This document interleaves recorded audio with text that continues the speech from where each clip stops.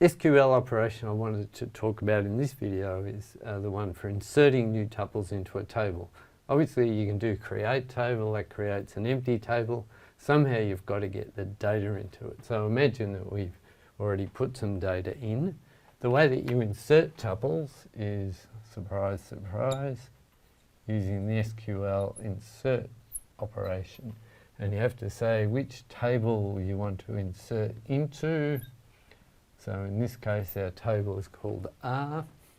And then you have to say what the values are. Now I'll draw them on separate lines, and in fact you can do that in your typical SQL engine. And then you have to give a set of values that is going to fit into this table. Now typically a table will have some constraints attached to it, and for example we might have the fact that the X column has to consist of unique values. So every column, every value in the X column has to be different. So a possible valid insertion might be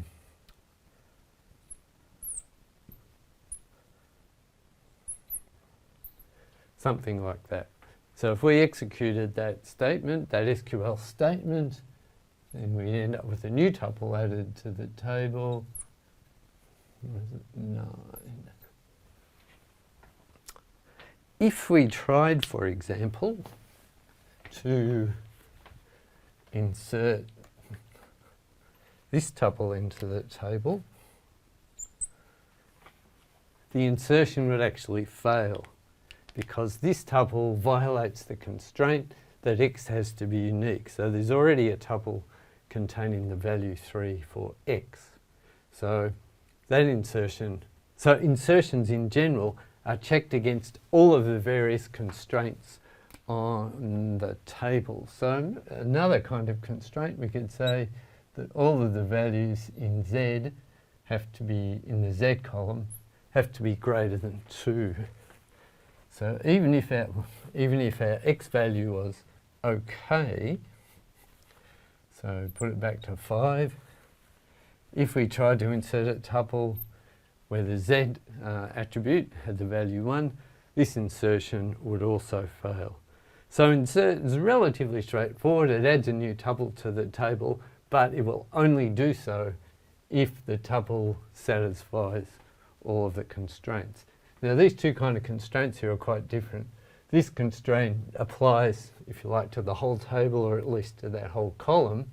This applies at the individual tuple level.